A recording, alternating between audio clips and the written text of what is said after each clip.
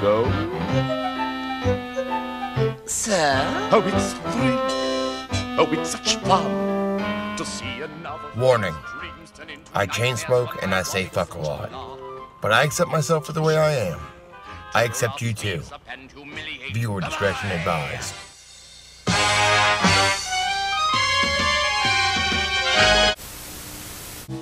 Hi, I'm Jonathan Freeman, and I'm currently appearing as Jafar in Disney's Aladdin on Broadway.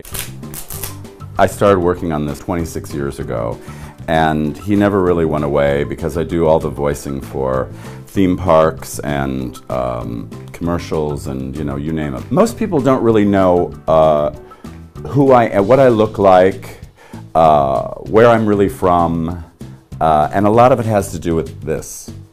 Because I was just a disembodied voice for many, many years, and my voice doesn't really, I don't really talk like that, so. First off, I want to say thank you to Kyle for showing me this. This comes from somebody named Sarah Ruth Ashcroft, her Twitter. November 5th, 2017, she says, I was raped by Jonathan Freeman, voice of Jafar in Aladdin. I was told I should be proud he wanted to make a movie with me. Then yesterday she goes on to say Disney is guilty in this. Jafar made an entire career out of scaring children. Will he be held accountable for all the child porn he acted in? I was 11. It was in my own bedroom at my father's house. Well, just for the sake of truth, let me clarify. He raped me in my bedroom, then downstairs in the basement. He and my dad, my Uncle Robert, Craig Hilborn, and our Filipino neighbor gang raped me, 11, my sister, 13, and her family friend, 11. Then they locked my sister and I in cages. Then I heard Christina screaming. It sounded fake, like she was pretending to be scared. They opened the door. My Uncle Robert said, well, well, well, what do we have here? In his Texas drawl. My sister then shouted, help me, help me, help me, again sounding fake, not scared. They made more of the initiation ritual / blackmail movie when I was in the cage. Later, I remember being coaxed out of the cage by my new stepmom. Fucking traumatized. Apparently I was the only one that felt this way. Everyone else seemed very okay with what was happening. There was an infant there earlier in the day. I carried it to the park with my dad and the dog. I don't know or remember whose infant it was. And I don't know or remember if the infant survived. It was used in the ritual. It may have belonged to the Filipino neighbor. I was confused when I emerged from the cage because now all my aunts and uncles were there. And they hadn't been there earlier when making of the movie started. They were wearing black or dark purple church choir looking robes. They had just finished the ritual. I see my aunts, Molly and Joanna, as they are effectively herding me up the stairs out of the room. I say, Dad and Uncle Robert locked me in a cage. I'm wearing a bathing suit at this point. Molly said, you're gonna have to have a thicker skin if you want to be in this family. My new stepmom scolds me for being so distraught and traumatized by what just happened. She said, this is why we sent you to acting camp. And you should be proud that this famous actor wanted to make a movie with you. Was I picked out of a catalog or something? Then a whole bunch of people show up for a fucking chili cook-off. Immediately following this, how's an 11-year-old supposed to process any of that when instantly confronted by a room full of adults?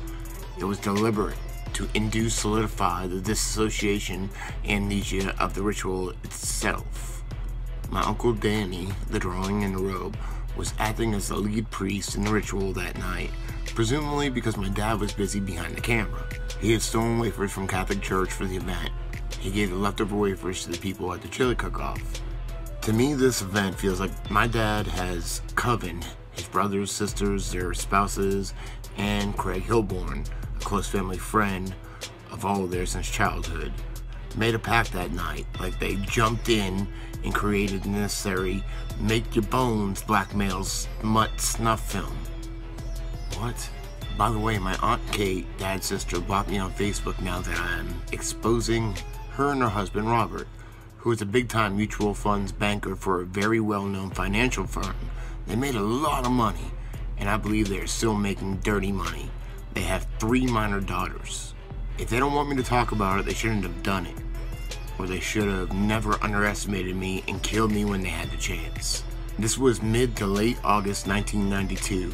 Catholics celebrate the Assumption of Mary around August 15th, so Luciferians celebrate the Consumption of Mary, where they desecrate the Blessed Mother and engage in cannibalism. I believe this was a ritual they performed that night. By the way, the acting camp my stepmom referenced was owned/operated by a couple that were later my theater directors at Roper, a Hivite Luciferian grooming school. They sent their son there, and they had a daughter named Sarah who died in childbirth. When I shared this memory of JAFAR raping me with my mother, she behaved so strangely. It was the first time I thought, oh my God, I don't know if my relationship with my mother is going to survive this. It would be another 8 months before I fully recognized her involvement. Again, this was mid to late August 1992, exactly 1 year prior, when they sent me to Oregon to be traumatized in what I call the Purge Party, a Bohemian Grove style human hunting party somewhere near Seaside, Oregon. I was 10. I witnessed the brutal rape and murder of a young boy. I was also locked in a cage this night, naked, and made to be 100% aware of what was going on. It seems I was protected/guarded by a man with a gun. I knew that if the cage was open, I was dead. At dawn, a shofar blew, signifying it was over, and I survived. I was taken there by Christina's father, the same girl that would be in the event in my basement in Royal Oak, Michigan a year later. She and I were born on the same day, and her father was like my second father, 0 to 8, when we left Cali. He was also my second worst abuser, Bill Funk. Earlier in the week, back in Portland at their house, Bill and his cousin Michael gang raped me and made a film. At first with 2 other boys and Christina, then just me for the brutal, sadistic parts. I think this previous trip to Portland in 1991 was the reason I was so traumatized by the event in my basement in Royal Oak, Michigan in August of '92. Being locked in the cage triggered memories of the forest, all the blood, all the ravaging dogs, wolves, the men grunting. These are just 2 of my memories, too. These are just 2 dates in 35 years of abuse like this. These people are sick, they are broken, they are like rabid animals that need to be put down for their own sake and for the safety of others.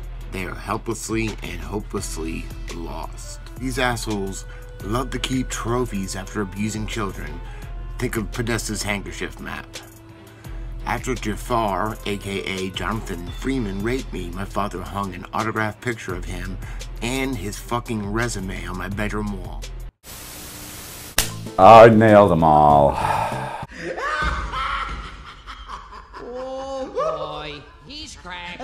He's gone nuts. JAFAR! JAFAR! Get a grip! Fucking stoned.